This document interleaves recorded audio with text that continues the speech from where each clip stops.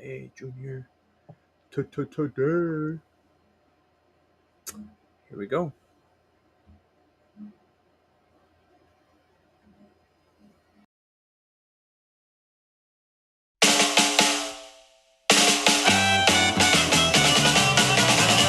Que Padre. Hello, everybody. Welcome to Que Padre, a fatherhood podcast about fatherhood, Latino fatherhood, relationships, mental health, and everything in between. I am your host, Froilan. I'll introduce my friend here in a bit, but welcome to the 2.0 edition of Que Padre. This is the first video, the first podcast that we're going to be doing without my partner Chris. Not because we got in a fight, we hate each other, but we're gonna approach a little bit of a divide and conquer and have more hosts, more guests, and more content for you guys.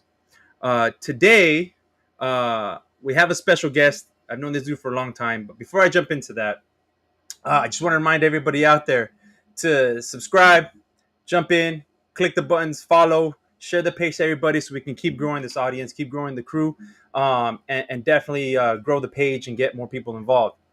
Um, but today, I invited my friend Jose, or how I met him, Chuy.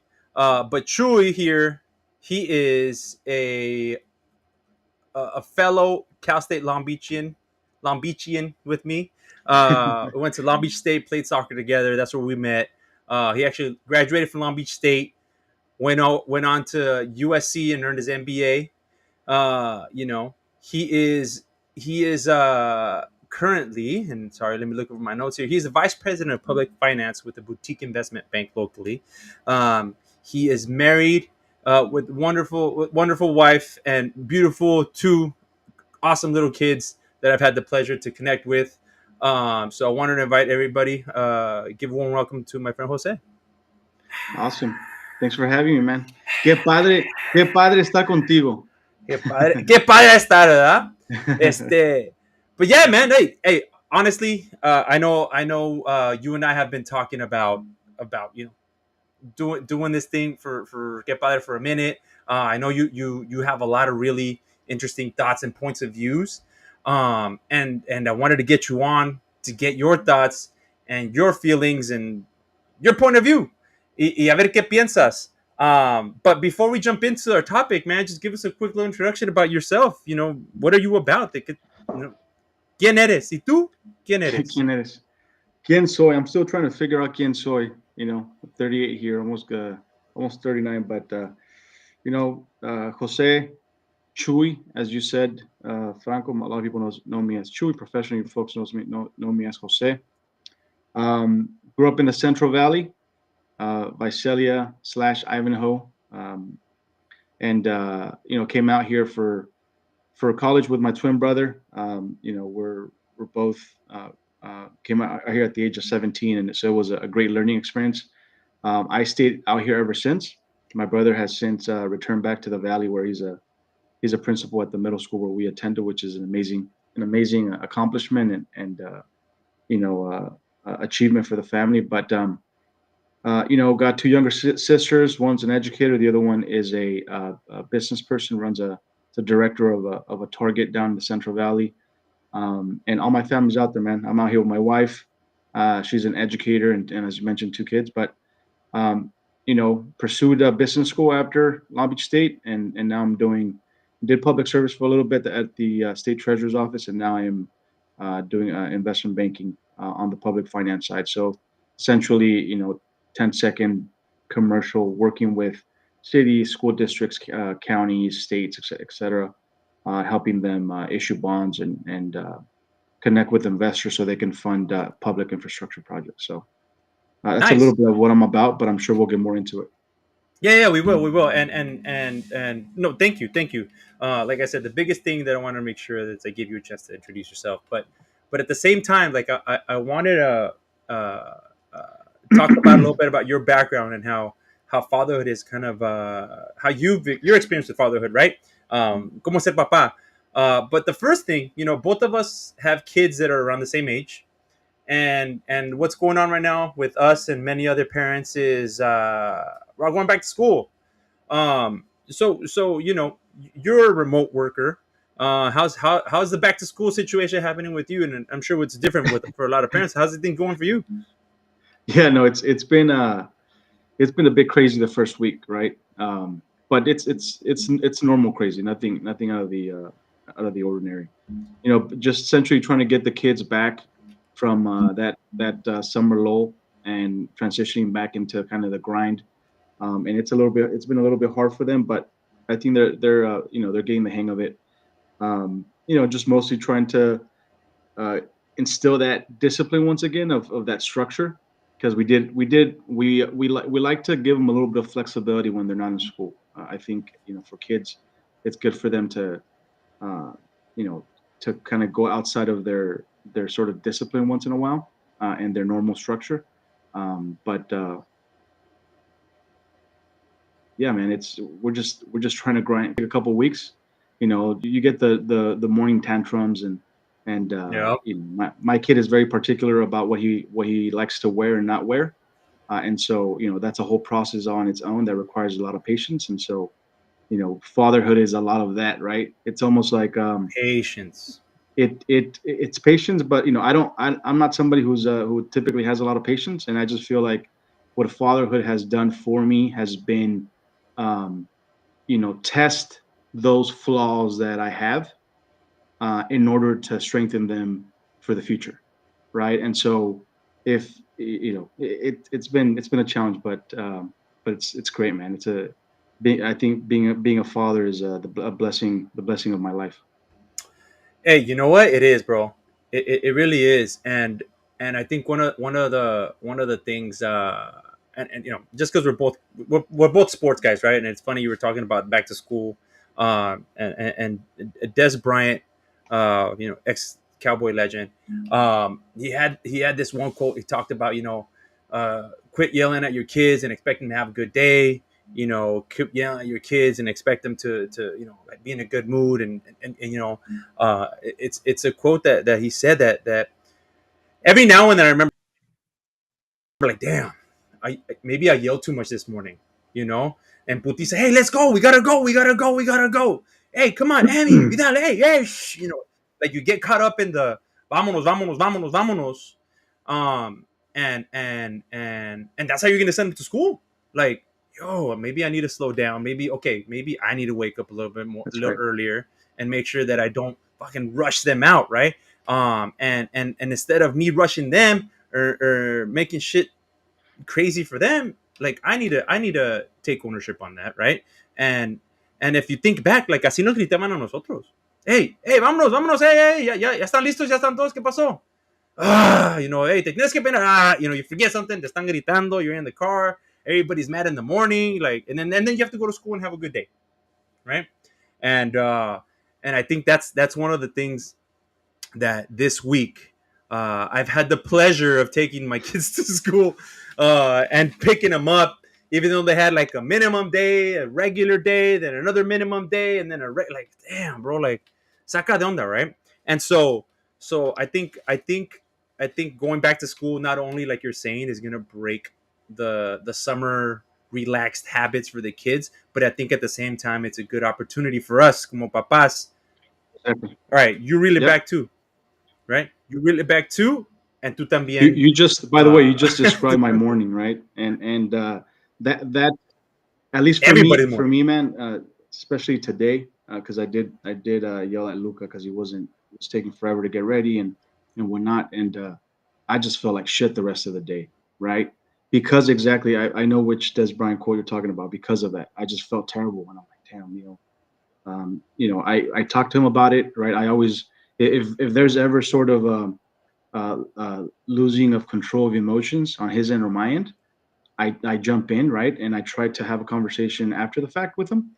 But even then, man, right, like I just felt terrible the whole day, and so I was even texting my wife, like, I'm trying to turn the corner on this because I know it's a thing. She's like, we'll talk to him when he gets home. He'll be fine.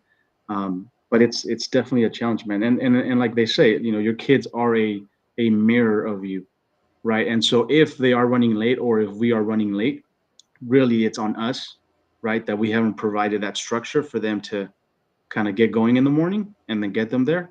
But that's also what makes it a challenge, right? And at times when we get frustrated is because we're looking at ourselves when we were little kids.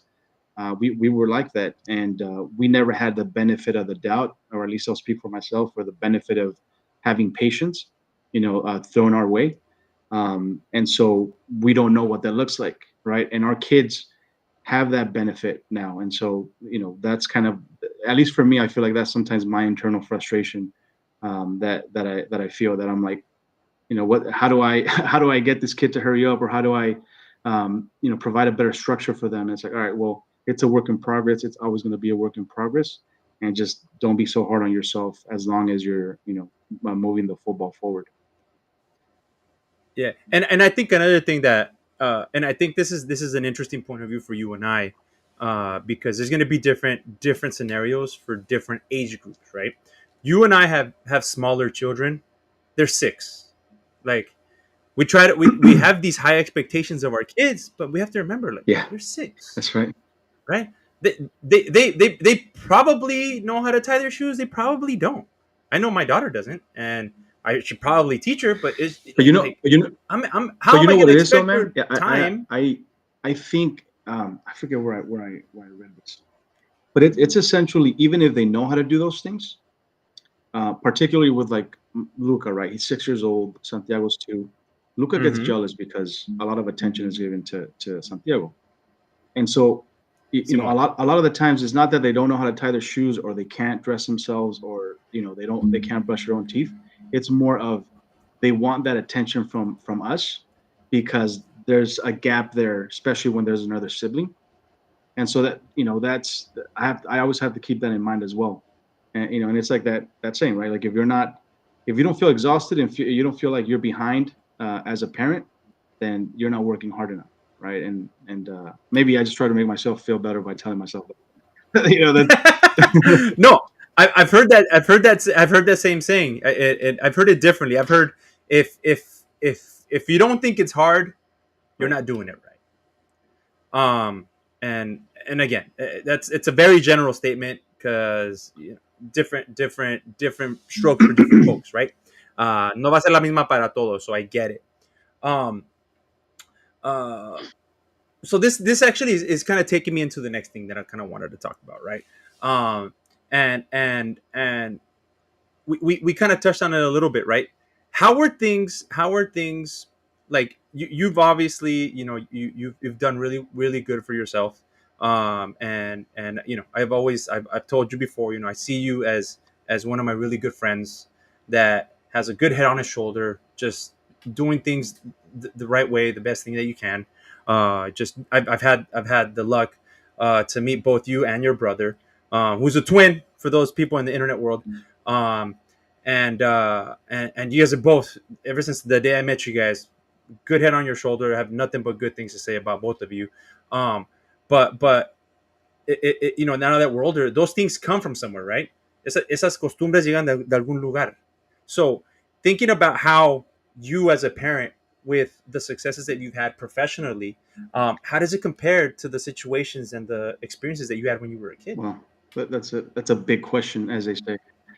It's a big um, question, but tie it back to, maybe let's start in the morning to set habits for yeah, going no. to school.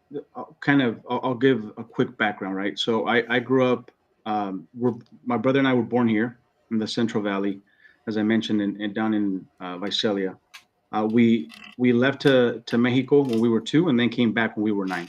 Right. So a big portion of our childhood was being educated in Mexico, growing up in Mexico, uh, you know, being Mexican for all intents and purposes, right? And then coming back over here, it was that sort of a culture shock, right? My parents were farm workers, my grandparents were farm workers, my brother and I started working in the fields when we were 14. So, it was an upbringing that full of humility and hard work and respect.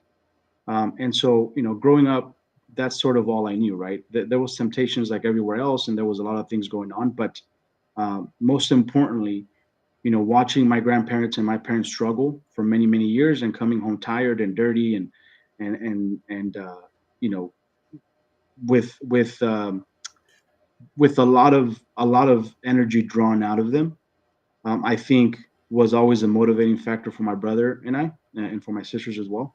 And so it was always about, you mentioned having a good head on your shoulders. It was more about how do we give back to them, given the sacrifice that we see every day that they are making for us, right? Um, Mhm. I do come from a broken home. My parents got divorced when I was in the eighth grade. So that also was something that was a good experience in many ways, in terms of observing relationships and understanding how marriages work or are supposed to work, and then how they don't work. And ultimately, man, Simon. like parenting in general for me, it all comes down to everything that I observed that I thought wasn't right, just not doing that. And everything that I observed that I thought was good and that was something that was worth carrying on my shoulders and advancing with that as a parent, right?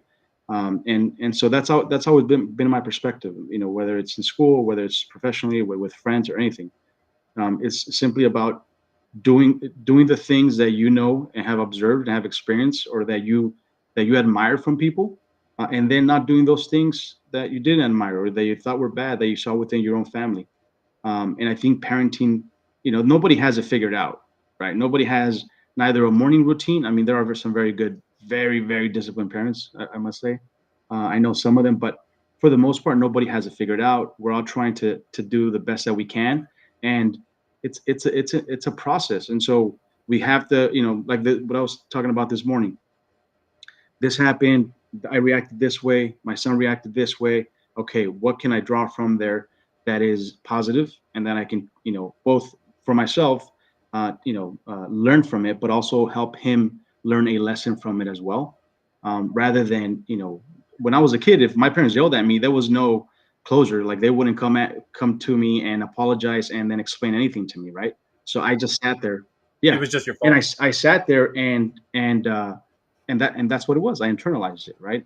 Where at least my kids are getting the benefit of the doubt. That if I have a slight fuck up, I can then have a conversation with them and be honest and be like, look, dad didn't have good control of his emotions. I'm still working on it, and they get to see that, even at my age, or even their dad is still working through a lot of things. Yeah, and it's fun. And it's funny you're saying that. Showing our kids that we can be frustrated too, and it's okay to be frustrated. Just being able to recognize it. Um, you know, like I think today, Emilia was getting upset. Like I don't know about you, but I have two backseat drivers. We're at the light or we're at the stop sign. Yeah, Daddy, go! Come on, Dad, go! I'm like, hey man, like, espérate, carros, like I that's can't right. just go. Oh man, go! I'd be like, we're stuck, right? There's a bunch of traffic, we can't go. And so sometimes I'll be like, hey, I'll turn off the music. Hey, who's driving? Right? When you drive, I'm gonna let you drive. But right now, I'm driving. And then I take off, and I'm like, no les hubiera gritado. Ellos nomás quieren moverse, right? I'm just starting like, damn. And then I go back and like, hey, y aquí llegamos. Hey, I didn't mean to yell. I'm sorry, but I get frustrated when you guys are Yeah. yelling from the back. You know, so but that's the thing. I think that's one of those things that, and I'll tell you, wasn't easy, and it still doesn't come easy to come back and apologize for things because like you're saying, a lot of the things that we do in the morning are the things that we did that got Hmm. done to us, right? Apúrense. Vámonos, ya vamos tarde. Ay, ya vamos tarde. Y la And tarea. then it's at Ay, least a 10-minute lecture, right? Simón, siempre se te olvida la tarea. ¿Por qué no te vas? ¿Y no te has peinado? Ay, Yeah. so, It, the, yeah, man, I was it's I'm laughing definitely too, man, as you different. tell that anecdote also, because knowing your kids, they're very similar to my kids, but just I love and appreciate and get frustrated at the same time by how assertive our kids are, right? Even with us, Yeah. like it's a great thing. I don't want to diminish that or take that away from them, but it is, you know, uh, my therapist told me this. She said, "Well, you understand that your kids have that confidence and are assertive and speak to you a certain way because they feel comfortable. That is the Yeah. environment that they should feel in order for them to feel that way, right? And interact with people in that manner. Um, where I said, yeah, but I would never think of responding like that to my parents when I was a kid. She said, well, yeah, because that safe environment wasn't there for you. So you knew better, like right? You couldn't, and it's a good thing and a bad thing, but overall, if you net it out, it's definitely a positive. Like you want kids, you know, our kids, this, man, because we're almost 40 years old, but the world is going to Simon. have many opportunities to take the confidence away from all of us. And so right now it's just about ensuring that these kids, as long as we can help them, give them as much confidence as possible, and hopefully we build it up enough so that life, even when it takes a little bit away from it, they're still very confident, right? When you were younger, did your dad give you confidence? For certain things, like I knew my dad had my back, right? In many ways. um yeah, he gave me, it was more of a an aura that he provided, right? And like I don't know exactly how to describe it, but um, I feel like I was always a pretty confident person, and maybe it was insecurity being masqueraded as confidence. Like maybe that's what it was, because in a lot of ways, you have to fake it till you make it, or pretend, and especially, man, as I mentioned, my brother and I coming back to the states, we were 9, not Yeah. knowing the language. The kids would make fun of us. They would try to bully us. We would get into fights. They would make fun of the fact that we didn't speak English, or that we had an accent, or whatever, right? And so, for us, it was, you know, we just weren't going to back down. And I don't know where that comes from, if it's Yeah. my dad or my mom or growing up in Mexico. But at the end of the day, we couldn't back down, and we wanted to stand our ground and prove people wrong. And so it could have been just us being scared and insecure, and portraying it as confidence because we didn't want to get bullied. But there was something there, right? I heard someone once say, like, if you pretend to be courageous, then you really are just being courageous.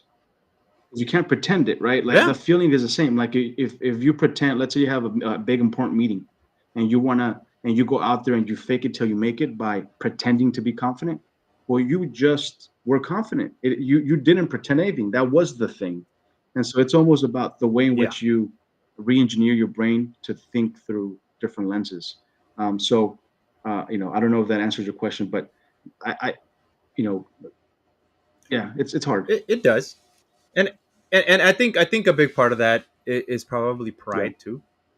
Um knowing you, and again, I've seen you, playing soccer together.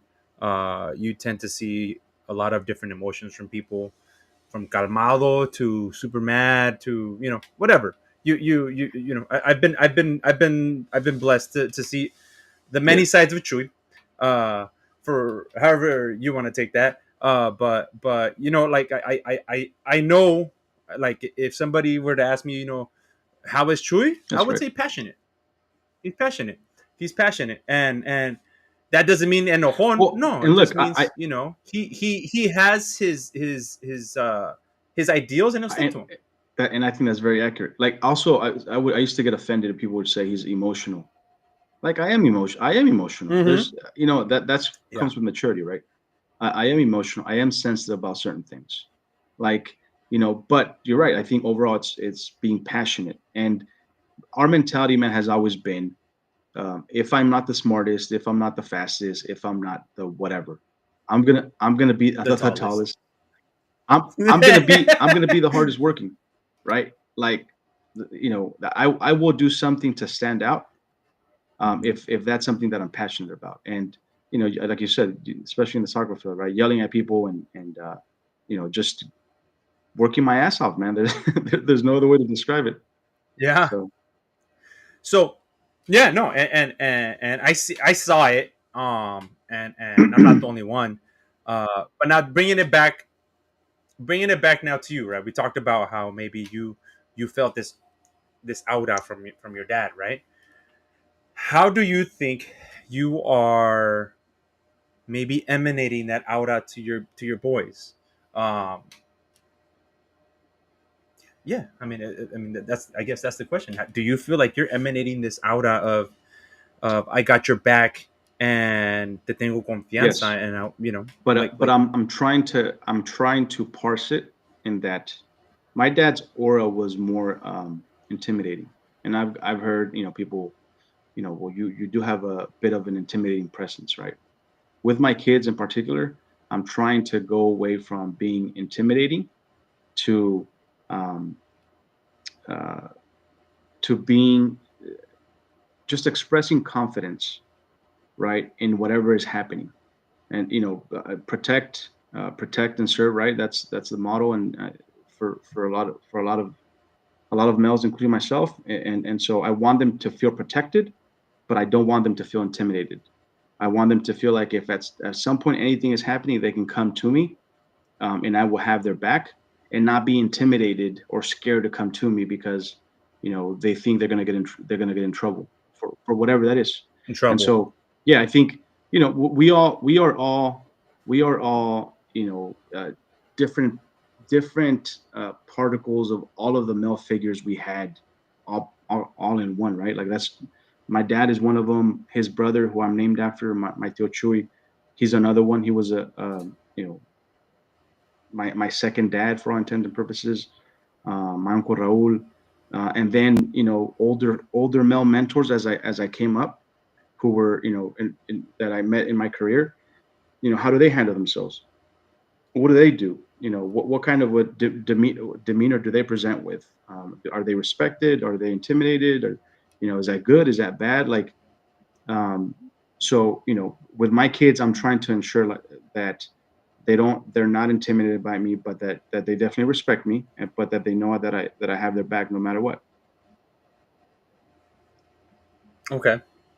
I can 100% identify with that. To take it uh, not a step further, but to give you a little bit of a parallel to that, with the situation that I've been trying to have at home is like sometimes I hear the kids kind of lose their mind, right? No, le contestan al lavero. I want to kind of step in and be like, hey, I want to say something, right? And I've had talks with Vero about, like, like we can't let them do that, and I want them to know that I'm gonna stop that, right? Like they can't be doing this, and I need them to know that I'm the authority in a way, right? No sé, it's just the way that I feel, right? And thinking back, like that's and it's one of those things that I think as Latino dads we kind of default to, right? We default to when you're talking about specifically uh, the papi aura, right? What kind of aura are you giving to your kids? Like you said, your dad was intimidating. Um, you want to be that protector, but you don't want to be scary, right? You don't want to parent by fear. You don't want to you know que se asusten cuando les quieras decir algo, right? That's not the idea. That's not the intent. But I think the way that I was thinking is like I yes, I want to do all that, but I also think at times I feel like I want to be the authority, and I want them to know that when I say hasta aquí llegamos, and that's it. And it's a difficult line to draw and try not to cross when you're trying to be the protector, the safe place, the how you say the haven Hmm. in a way, right? And so to kind of go off of what you're saying, yes, I want to provide a space for them to kind of be able to tell me and feel safe and feel connected and feel here. But sometimes se me pasa, Yeah, se me pasa, and I'm sure it happens to a lot of papas out there too. but You I know, I, I think it's normal, like man. That's what the concept we're talking about, man. In terms of it's a work in progress always, because you're um I do think it's healthy for kids to see that side of us once in a while. Like they need to understand, like, hey, you can't talk to your mom that way. With my boys, I'm very strict, man, and I'm very specific about that one thing. Just respect in general, but they do the same thing. Like if I'll be in the other room or I'll be in the office and I hear them and they're trying to raise their voice at their mom or still do whatever they want and not listening to her. And as soon as I step in, I'm like, what's happening? They right away they change their tone. And I've had conversations with them where it shouldn't have to be that way. Like I shouldn't have to be around for you to respect your mom or to speak to her a certain way. Respect, yeah. Like, if I'm not around, you got to protect your mom, and you're not showing that you can do that right now. So you need to speak about her and to her with respect at all times. It doesn't matter if you think she's wrong. Then let her know that you think she's wrong, but Exactly. do it respectfully. Like, and also just as them as boys, man, I want them to grow up to be good young men, and then eventually, great men. And if I allow them to disrespect their mom, they're gonna disrespect their girlfriends and their wife, and Their that's not acceptable. girlfriends, their Like it wives. just can't happen. So yeah. Yeah.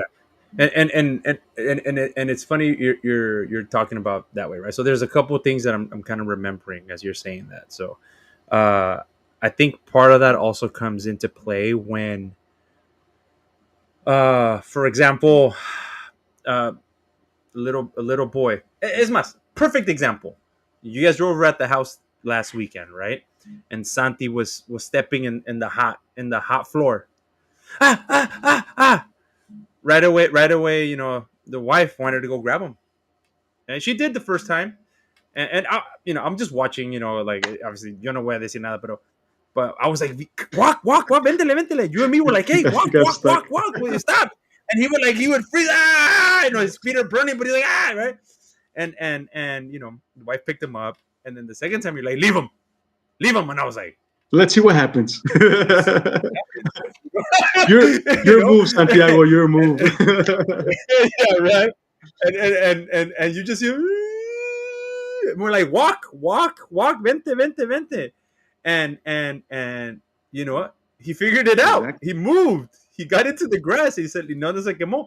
But but it's funny because I saw a study that yes, obviously mothers want to nourish, and we've said this millions of times on this call, but mothers want to, they want to kind of they want to nourish, they want to soothe, they want to baby the baby, where we want to give them a lesson, we want to teach them, we want to make them learn, where we have a more practical brain, as opposed to the more, I don't want to say caring, but the more soothing brain. When kids cry, different parts of the brains are lit up for both moms and dads.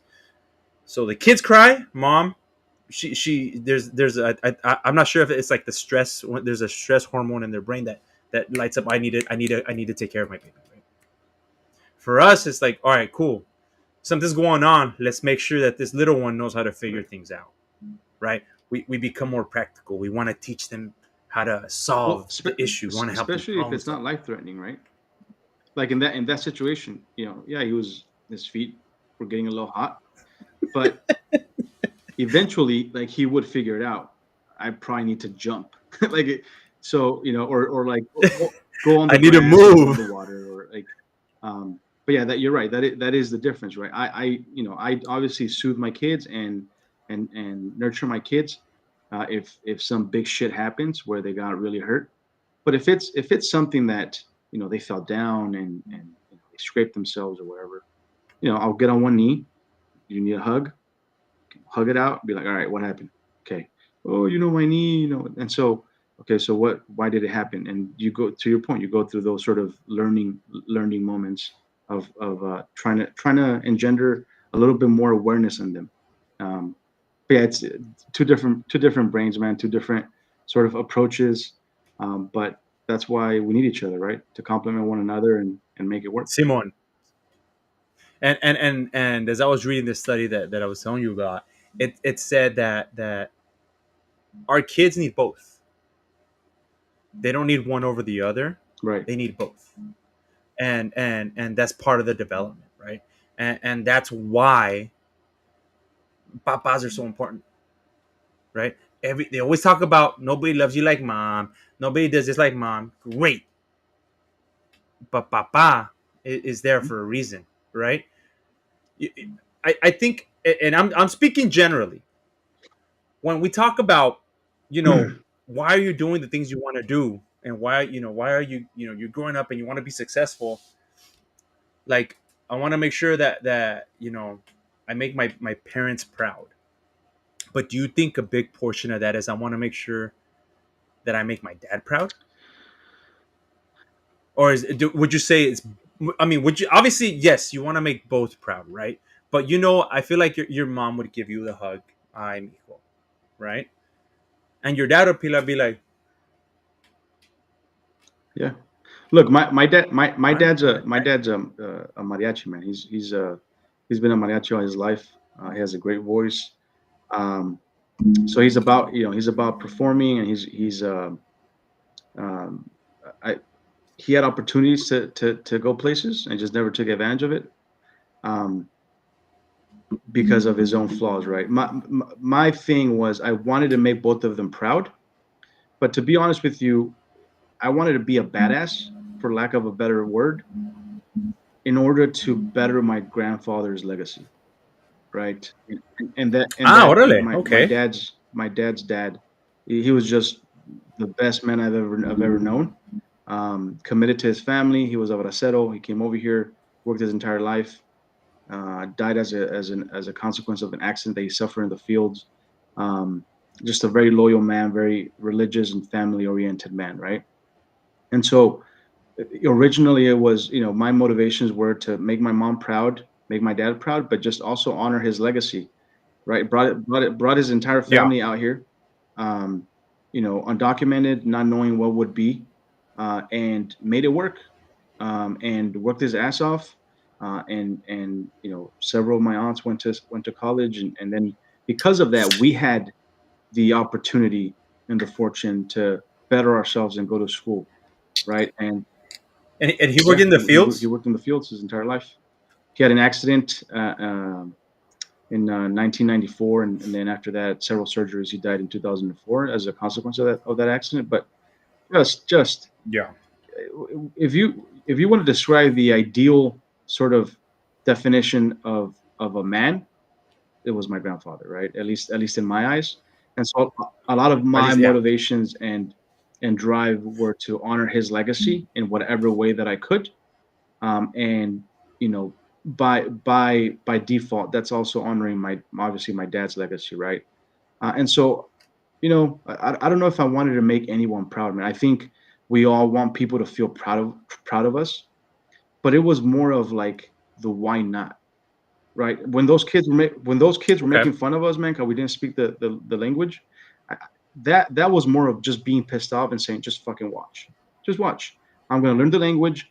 I'm gonna get better grades than you. I'm gonna do more things than you. Whatever that meant. It was just that larger concept of why not, right? Many times in high school, right? You guys aren't gonna go to college. Why not? Let's fucking do it. And it was that little sort of people.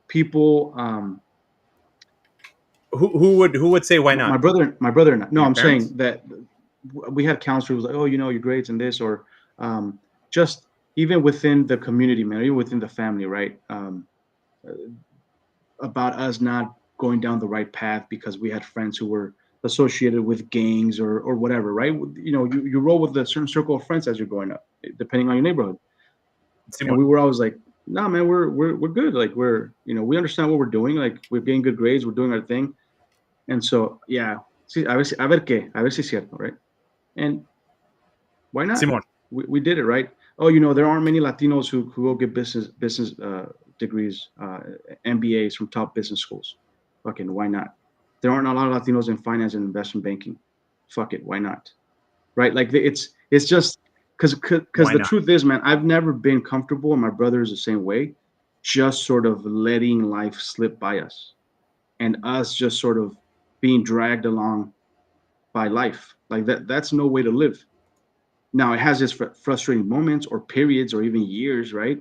But as long as, like, I've always understood it was going to be a marathon, and that in my 20s I wasn't working for something in my 20s. I was working for something in my 30s and 40s, and for whatever reason we've always had that mentality, and I attribute it to having this sort of desire to honor my grandfather's legacy in the best ways that we could. Okay, and you know what? This is awesome because the why is different for me than it is for you, and that's completely okay, right? The why I did things, the why I wanted to succeed, the why I wanted to, you know, get to a certain level, um, was because I was always looking for the validation from my dad. The validation, right? I feel like growing up, he was tougher on me than on my siblings. Eres el mayor. You got to do this. You got to do that. You got to help them along. You got to take care of them. You got to put them under your wing. You got to do this. And so everything that I do or everything that I did was always like in search of the validation from my dad. Hey, did I make you proud? Blah blah blah. And that was the reason why I did things. Um, and obviously as you get older, more motivation comes out. Now the motivation that I have is obviously I still want to make my dad proud. I still want to make my parents proud. But I think now it's also my family, right? People that are depending on us. So of course, Let me ask you this: was that do you think you having that motivation, the desire to get validation from your dad, do you think that was a good thing or a bad thing? as far as a motivator, I think it was a good thing because it was pushing me to do better, right? Um, as far as maybe not getting the validation that I was looking for, I think that's a difficult part in the whole thing, because uh, you know, I guess one of the things that I was always looking for is, and I recently, like I'm talking about like a couple weeks ago for my birthday, um, got some validation from my parents, because I wasn't. I guess the way that I've been with the kids, right? Oh, los quiero mucho, and you tell them all the time. You give them hugs, you give them kisses, and they know that you love them. They know, or you at least you make it. You think they know because of how you show it. You show it the way you show it.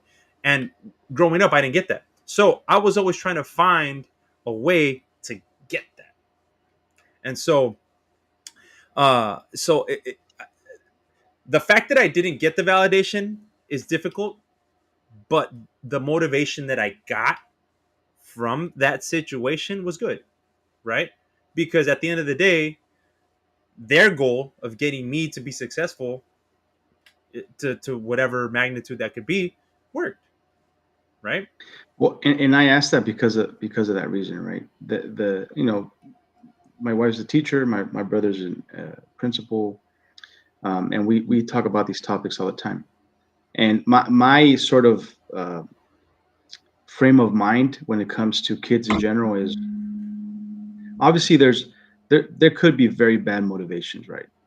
But by and large, I would rather have a kid have the motivation of wanting the validation of a parent or a sibling or whoever than no motivation at all. Which is, I think, nowadays one of the issues that you have kids that just don't want to do anything, or maybe just me becoming an old head and Yeah, yelling bro. in my lawn, Yeah. right?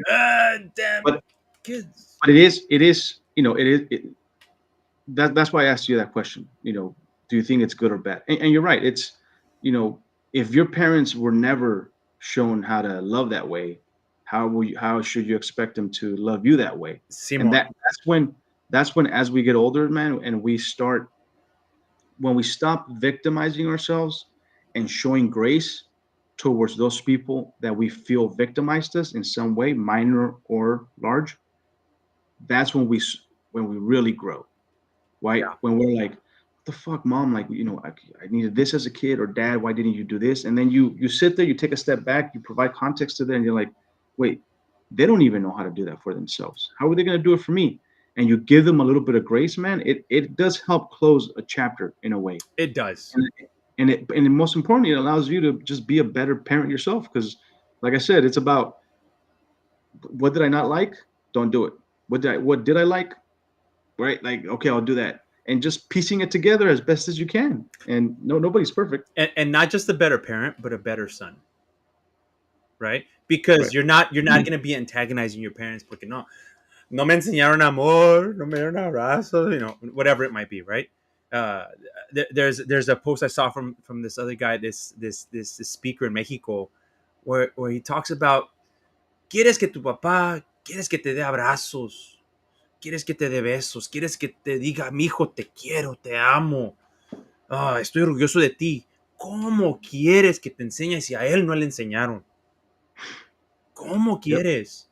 ¿Sabes cómo te enseña tu papá que te quiere? Cuando vayas a su casa y que te ayude con tu carro. Que vayas a la casa o que venga a tu casa y que te ayude a arreglar algo en tu casa. Así te enseña el amor. ¿Cómo enseña el amor tu mamá? Te hace de comer. Mijo, ¿qué quieres comer? ¿Ya comiste? ¿Te hago unas enchiladas? ¿Te gusta la birria? ¿Qué quieres, mijo? Te voy a hacer algo de comer. Así enseñan el amor. And that's the part that until you realize it, you're like, fuck, right? And it's those things that you kind of realize as you're growing up. Because as you get older and you get to high school, you start noticing things. Oh shit, my dad's been working a lot. Oh fuck, you there are conversations about money. Oh fuck, you know what? No, I don't need to ask for this. Like, you start fucking piecing things together. And as you get older, all the different things, the different chapters in our lives, right? We talk about uh hearing about the money, hearing about, maybe where they fell short in their life and in their opinion, and then you start thinking like, fuck, they're human too. They're trying their best. And there's a line uh that I tell Chris all the time, and I know he's not on today, but I say, Chris, our parents did the best they could with what they knew. That's right. Right? They can't do better than that. They can't do better with what they don't know. Right? And They provided the opportunities and the resources that were at their disposal. at their disposal. That's it. It wasn't like, they hid, specific techniques or forms of love or resources from you. It's like, that's what they had. That's what was in the toolbox. Right. And then this is the other thing, man. They had to work so hard from such an early age that they never had the opportunity to look in the toolbox and figure out how they could expand that toolbox or add more tools to it, Yeah. because they were just busy. And again, that comes with, you gotta want to give grace to people, and you gotta want to grow, and just not victimize yourself. And I'm a big believer, like, as soon as you get rid of that mentality of thinking they did to me first, as opposed to, let me try to understand what happened. Okay. And let me approach it with compassion and with love and with grace. Okay. Even if it still hurts, I understand it. And that understanding part is where the growth part comes internally. So, I mean, we're blessed, man, to just even be able to have these conversations, and to um, have an opportunity to sit here and say, how can I get better? Because there are a lot of people that, for whatever reasons, don't get those opportunities, and so we're very lucky for it. Yeah, we really are. And I think we're and I've said this before, but we really are, I want to say, the generation of papas that are, I don't want to say do things better. I don't want to say do things better because, again, going back to, our parents did the best they could with what they knew and what they had, right? But doing things differently, finding things that maybe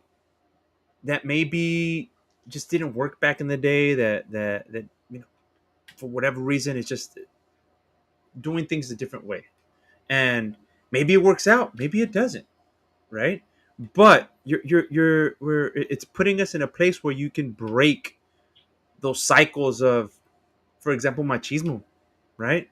Breaking those cycles of of just, kids growing up a certain way. I'll give you something. I'll give you something that my mom told me a couple weeks ago. Mi hijo, cuida a tu niño, porque si no lo cuidas, él va a ser cabrón, right? And in my head, I'm like, I'm not even worried about that. And the reason that is brought up is because, fuck, Vidal. Es un pinche desmadroso, güey. Está para allá, está para acá, está para acá.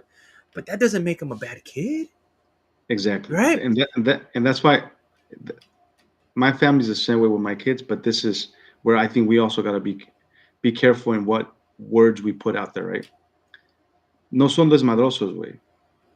They're hyperactive, and they're trying to figure out, like, they're creative kids, right? And so yes, you know, um, could they annoy their siblings at times? For sure. That's part of those social cues that they're trying to learn and understand, and the self-awareness, right? But there's Madroso's way, the way in which, like, the Latino community a lot of times describes kids, is just because they don't sit there quietly and just follow direction. I don't want my kids to be that either. Like, I want them to have a little bit of fight, even if it's fight against me sometimes, man. Like, a little bit of fight, a little bit of pushback, right? And so anyway, I just want to qualify the words you're using, so that Yeah, and it's I think understood. and I think at the same time you're also taking uh, the advice from your parents, right? I think early on I got a lot of advice from my parents, and it wasn't necessarily the route that we were gonna take as parents, la Vero y yo. And I would take it and be like, thank you. A ver, no, we'll see what happens, right?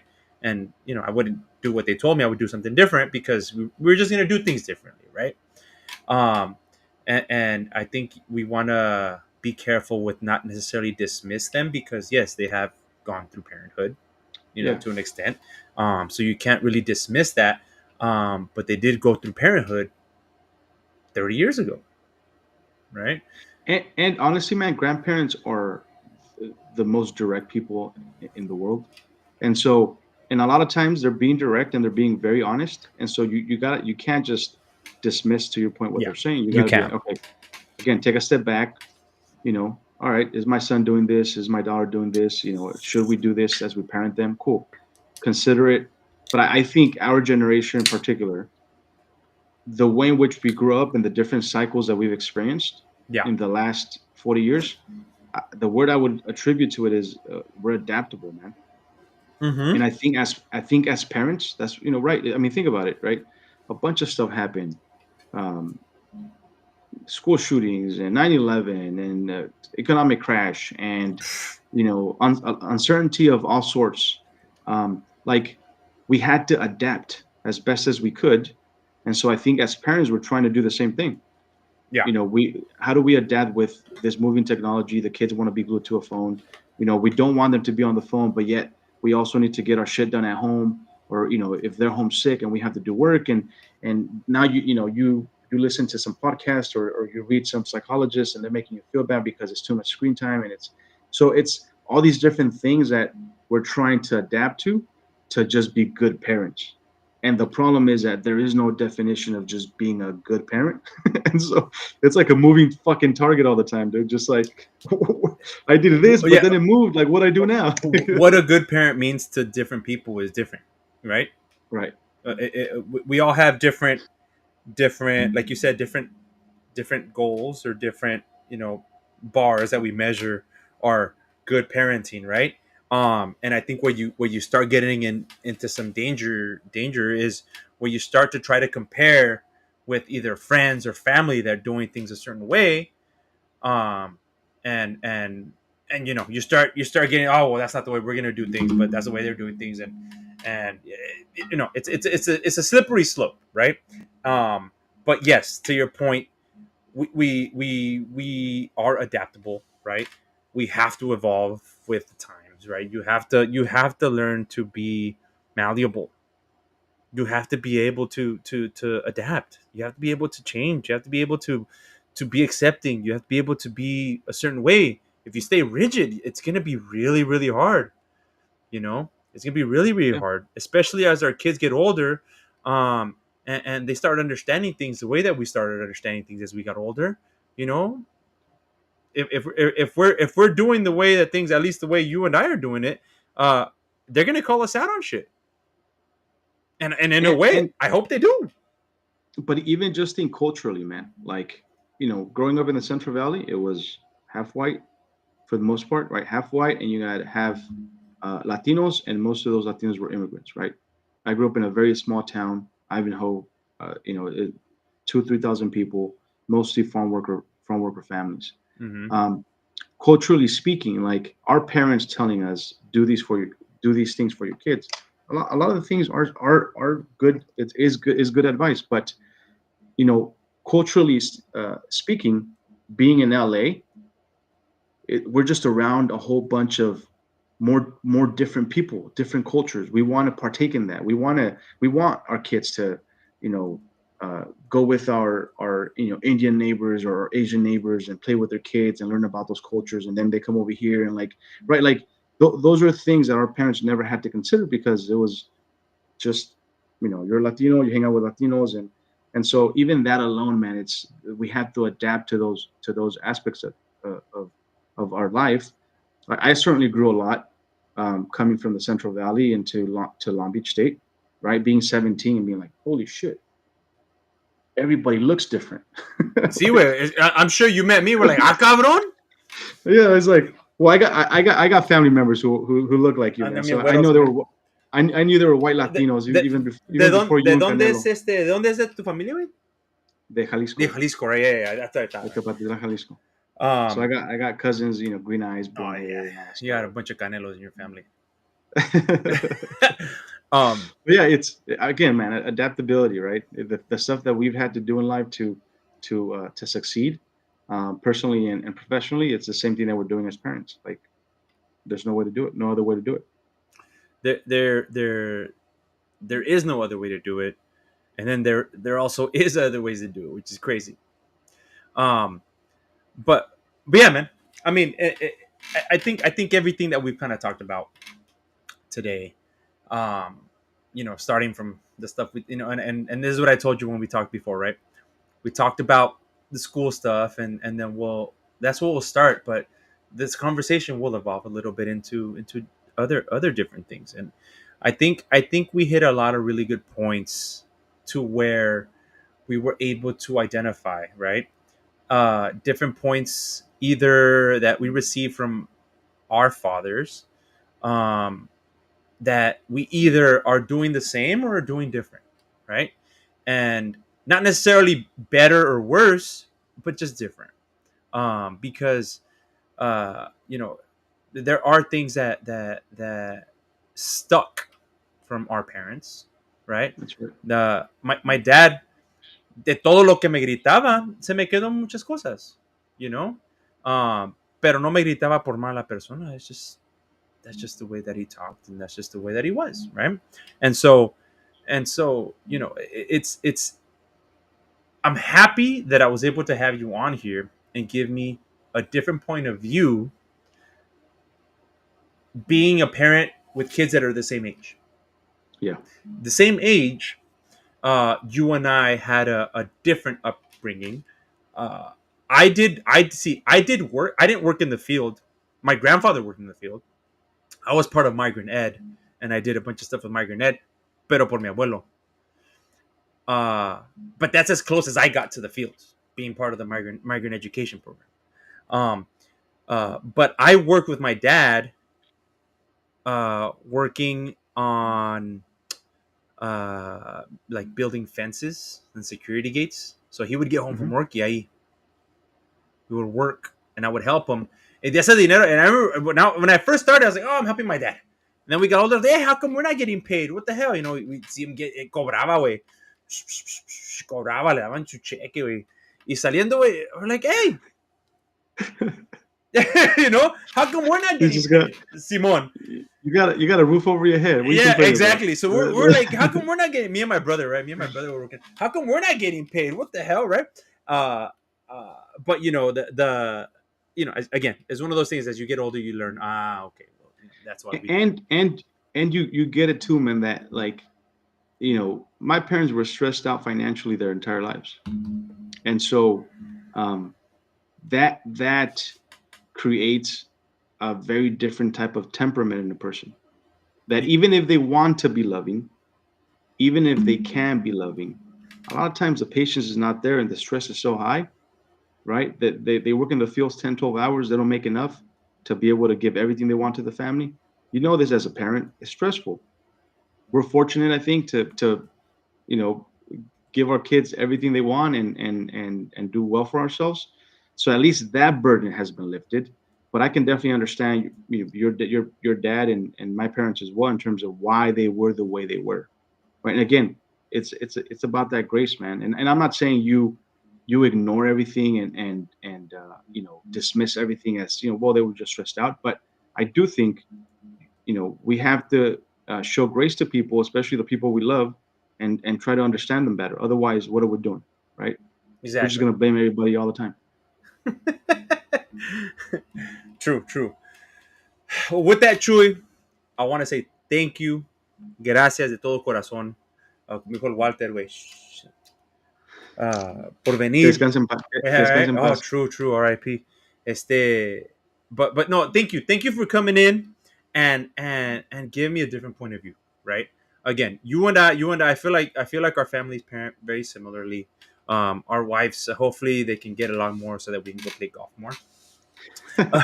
uh, but It'll again, it'll happen. We'll force it. It'll it'll happen. happen. Maybe we'll do a trip to like Mexico and we'll take our clubs and be Yeah, like, what? yeah. But thank you for coming on. I appreciate you. I'm glad that you and I reconnected after however many years. It's kind of crazy how we reconnected, but I'm happy that we're able to have these conversations. One of the last times that we said, like, it's crazy how life kind of comes full circle. We met in soccer. We did our desmadre where we were playing, and we went and did our thing, and then we graduated, and then de la nada we connected, and then our families are connected, and like it's Well, and let's not forget, you were our first college mentor of sorts, right? They put us in Summer Ridge in the same dorm you were in, so you could show us the ropes. So, we were 17, you were 18, man. It was full circle. It's great to have these sort of moments in life where you're able to, get to that point and then appreciate the growth that's happened on both ends. yeah. So man, I couldn't agree more. But that'll do it for today, guys. Uh, Thank you to those who joined us on Instagram, on YouTube, all the people in internet world. It really does mean a lot for you guys to come in, comment. I did see Chris out there. He had joined for a little while. I know he's doing his thing right now, también too. But awesome conversation, and maybe we can have you on another time. I'm Sure, planning to I love have it. I'm planning to have like a little bit of a party guest. So maybe I have a handful of dudes on, different papas, and we'll talk about whatever we're talking. But we'll have maybe like, instead of the two squares, well, maybe we have like 5, 6 squares. Quién Let's sabe? do it. Let's do a twin episode. And the funny thing is, We'll I get have another dude that I met at Top Golf. He's a twin too. there. You So go. it'd be cool to have like a twin episode and talk about Although how I don't you want guys to, part. as my brother and I don't like to share the spotlight, man. So but we'll do it. We'll do Well, I'll it. just let him know and invite him. But no, hey, I'm down. I'm down to do a twin episode. I'll invite my twin, Julio. He's the bigger twin. But he'll maybe he can join us. He doesn't Hey, like. but if you allow me, I also want to thank you, man, for the opportunity and give you props for what you're doing.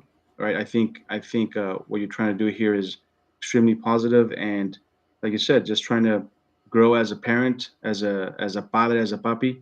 So appreciate everything you're doing, man. Yeah, no, of course, and that's the goal.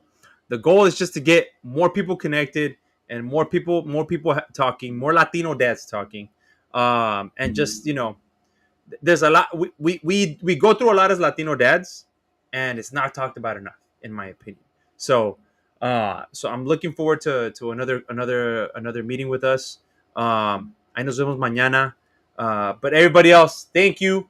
Don't forget to click subscribe, share, turn on the alerts. Make sure you guys are following our page on YouTube. Also, follow our page on Instagram. And if you have any questions, please feel free to reach out. We're always willing to answer and talk about whatever you guys want to talk about. But with that, thank you, and you guys have a good night.